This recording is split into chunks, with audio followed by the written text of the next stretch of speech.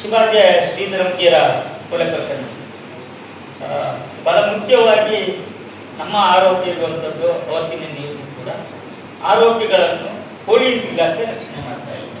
ಬಹಳ ಸ್ಪಷ್ಟವಾಗಿ ನಾವು ಹೇಳ್ತಿದ್ವಿ. ಯಾಕೆ ಅಂತ ಹೇಳಿದ್ರೆ ಆರೋಪಿಗಳನ್ನು ಅವತ್ತಿನ ಬಂಟ್ವಾಳ ಡಿವೈಎಸ್ಪಿ ಅವರು ಅವರ ಕಚೇರಿಗೆ ಹೋದಾಗ ಅವರ ಮೇಲೆ ಅಟ್ರಾಸಿಟಿ ಕೇಸ್ ಇತ್ತು, ಮರ್ಡರ್ ಕೇಸ್ ಇತ್ತು.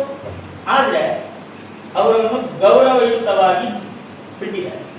ಅಲ್ಲಿ ಟೀ ಪಾರ್ಟಿ ಚಾಕು, ಯಾಕೆ ಆರೋಪಿಗಳಿಗೆ ಚಾಕು ತರಿಸಿಕೊಟ್ಟು, ಆರೋಪಿಗಳಿಗೆ ಬಂಟ್ವಾಳ ಡಿವೈಎಸ್ಪಿ ಅವರು ಚಾ ತರಿಸಿಕೊಟ್ಟು ಅವರನ್ನು ಗೌರವಯುತವಾಗಿ ನಡೆಸಿಕೊಂಡು ಗೌರವಯುತವಾಗಿ ಬಿಟ್ಟುಗಳಿಸಿದ್ದಾರೆ.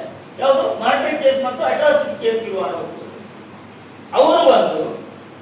ಅವರು ಬಂದು ನಮ್ಮ ಕೊಕ್ಕಡದ ಒಂದು ಬಾರ್ ಅಂಡ್ ರೆಸ್ಟೋರೆಂಟ್ ನಲ್ಲಿ ಪಾರ್ಟಿ ಮಾಡಿಕೊಂಡು ಅಲ್ಲಿಯ ಶಿವಾಜಿಯ ಗ್ರಾಮ ಪಂಚಾಯತ್ ಅಧ್ಯಕ್ಷ ರತೀಶ್ ಅವನ ಜೊತೆ ಸೆಲ್ಫಿ ಫೋಟೋ ತೆಗೆದು ಅದನ್ನು ಸಾಮಾಜಿಕ ಜಾಲತಾಣದಲ್ಲಿ ಹರಡುವಂತ ಕೆಲಸವನ್ನು ಮಾಡಿದ್ದಾರೆ. ಪೊಲೀಸ್ ಇಲಾಖೆ ಇವತ್ತಿನ ತನಕ ಆ ಕೇಸಲ್ಲಿ ಆರೋಪಿಗಳನ್ನು ಪತ್ತೆ ಆಗಿಲ್ಲ ಅನ್ನುವಂಥದ್ದನ್ನು ಇದು ಮಾಡ್ತಾ ಇದ್ದಾರೆ. ಬಟ್ ಈ ರೀತಿ ಮಾಡುವಂಥದ್ದು ಎಷ್ಟು ನ್ಯಾಯ ಅನ್ನುವಂಥದ್ದು. ಆದ್ರಿಂದ ಮತ್ತೆ ಇದರಲ್ಲಿ ನನ್ನ ಆರೋಪ ಇರುವಂಥದ್ದು, ಒಂದು ವೇಳೆ ಸಂಬಂಧಪಟ್ಟ SIT ಅಧಿಕಾರಿಗಳು ಬಂದಾಗ ನೀವು ನಮಗೆ ಮಾತಾಡಲಿಕ್ಕೆ ಅವಕಾಶ ಮಾಡಿಕೊಟ್ರೆ ನಾವೇ ಅವ್ರಿಗೆ ದೂರು ಕೊಡುವ ಕೆಲಸವನ್ನು ನಾನು ಮಾಡ್ತೇನೆ.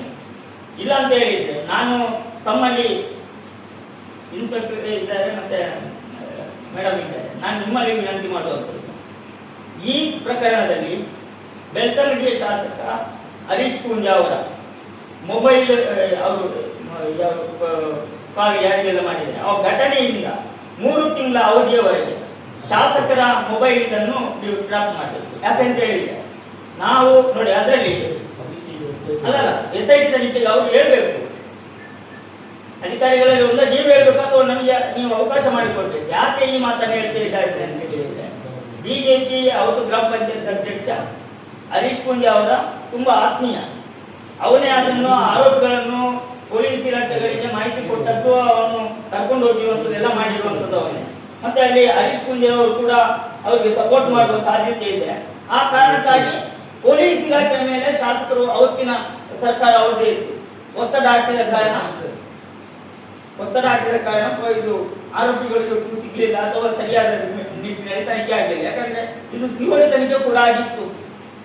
ಪೊಲೀಸ್ ಎನ್ಕ್ವೈರಿ ಮಾತ್ರ ಅಲ್ಲ, COD ತನಿಖೆಯಲ್ಲಿ ಕೂಡ ಆರೋಪಿಗಳು ಸಿಕ್ಕಲಿಲ್ಲ ಅನ್ನುವಂಥ ಮಾಹಿತಿ ಇದೆ. ಆದ್ರಿಂದ ಇದರ ಹಿಂದೆ ಪ್ರಭಾವಿಗಳ ಕೈವಾಡ ಇರುವುದರಿಂದ ಈ ರೀತಿಯಾಗಿ ನೀವು ತನಿಖೆಯನ್ನು ಮುಂದುವರಿಸಬೇಕು ಅಥವಾ ನನಗೆ ಅವಕಾಶ ಮಾಡಿಸಿಕೊಡ್ಬೇಕು ಡಿವೈಎಸ್ಪಿ.